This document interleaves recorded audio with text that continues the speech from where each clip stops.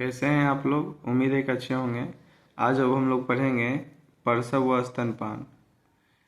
प्रसव प्रसव लैटिन भाषा के पार्टिडिसियो शब्द से आया है, जिसका मतलब शिशु का जन्म होता है। ठीक है। अब यहाँ पर हम देखते हैं कि प्रसव वह प्रक्रिया जिसके द्वारा शिशु का जन्म होता है। प्रसव में जिन भौतिक क्रियाओं को सम्मिलित किया जाता है उनमें गर्भाशयी एवं उदरीय संकुचन, गर्भाशयी ग्रीवा का फैलना एवं शिशु का बाहर की ओर निकलना सामूहिक तौर पर प्रसव कहलाता है। प्रसव निम्न अवस्था से गुजरता है। इसको जानने से पहले इस चीज को आप पहले सुन लीजिए।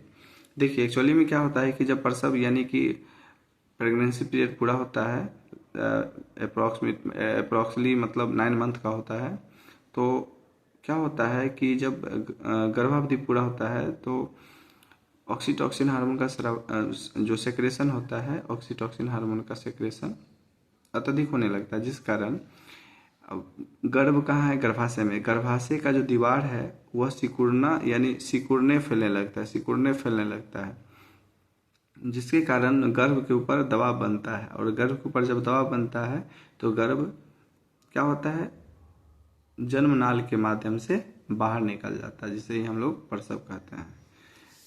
प्रसव 3 अवस्था से गुजरता है: विस्फारण अवस्था, डायलेशन स्टेज, निष्कासन अवस्था, एक्सपल्सन स्टेज और अपर कला आफ्टर बर्थ। विस्फारण अवस्था क्या है देख लेते हैं। कह रहा है गर्भाशय संकुचन से इससे आरंभ होते हैं। गर्भाशय संकुचन यानी कि गर्भाशय का जो संकुचन होता है, ये संकुचन सिकुड़ना और फैलना ये गर्भाशय के शीर्ष वाले भाग से शुरू होता है और ये प्रत्येक 30 मिनट में एक बार होता है, यानी 30 मिनट में एक बार ऐसे ऐसे फैलता है। इन संकुचनों के फलस्वरूप शिशु गर्भाशय के गिरिवा की ओर, अब आपको पता है कि गर्भाशय का गिरिवा यानी कि मान लीजिए कि हम लोग देखे थे कि अगर ये मान लीजिए ये क्या है, ये मान लीजिए गर्भाशय वाला भाग है, सर्विकल पार्ट है, तो अभी शिशु कहाँ है, यहाँ है। संकुचन हुआ, संकुचन होगा तो शिशु किधर की ओर आएगा, ग्रीवा की ओर आएगा, सर्विक्स की ओर आएगा। गर्भाशय ग्रीवा की ओर अग्रसर होता है। एक क्या, और ये क्या है, ये जन्मनाल है। आगे क्या है, जन्मनाल, बर्थ कैनाल। एक के बाद एक होने वाले संकुचनों के अंतराल में लगभग 1 से 3 मिनट के अंतर में कमी होती है और माने धीरे धीरे संकुचन का जो टाइम है वो घटेगा और संकुचन बहुत ही तीव्र गति से होने लगता है। संकुचनों के साथ रक्त वाहिकों का दबने और गर्भाशय पेशियों में हाइपोक्सिया के कारण क्या होता है, दर्द उठता है। अब इसी दर्द को क्या कहते हैं, प्रसव पीड़ा कहते हैं। इसी दर्द को क्या कहते हैं, प्रसव पीड़ा।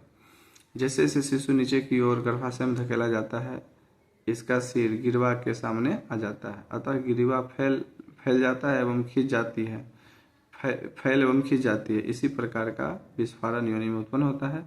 प्रसव की प्रथम अवस्था लगभग 12 घंटे तक जारी रहती है। यह एमनियोटिक कलाओं को अपघटित करती है एवं एमनियोटिक के तरल बाहर निकल जाता है। यानी शिशु, मान लीजिए कि ये शिशु है, ठीक है, और ये क्या है, गर्भाशय है। जब इसमें जो द्रव बढ़ा है, इस द्रव को क्या कहेंगे, एमनियोटिक द्रव।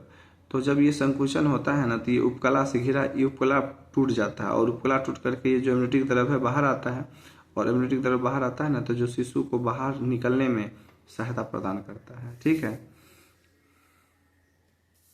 अब है निष्कासन अवस्था। देखिए, निष्कासन अवस्था कह रहा है गर्भाशय एवं उदरीय संकुचन की तीव्रता एवं आवृत्ति में वृद्धि होती है। गर्भ गिरवा से होकर योनि से सिर को आगे की ओर रखकर सामान्य रूप से बाहर आता है। इस दौरान तीव्र प्रसव पीड़ा होती है। निष्कासन अवस्था में 20 से 60 मिनट का समय लगता है, यानी जो बर्थ होता है बच्चे का, इसमें 20 से 60 मिनट लग सकता है। अब आफ्टर बर्थ क्या होता है, शिशु के बाहर आने के 10 से 45 मिनट के भीतर ही अपरा यानी प्लासेंटा गर्भाशय से अलग करके, यानी बच्चा बाहर आया, इसके 1 घंटा के अंदर प्लासेंटा को क्या किया जाता है, अलग कर दिया जाता है। यह क्रिया गर्भाशय संकुचनों की क्रमिक तीव्र क्रिया के कारण संपन्न होती है। आज की क्लास यहीं तक, दर्शक।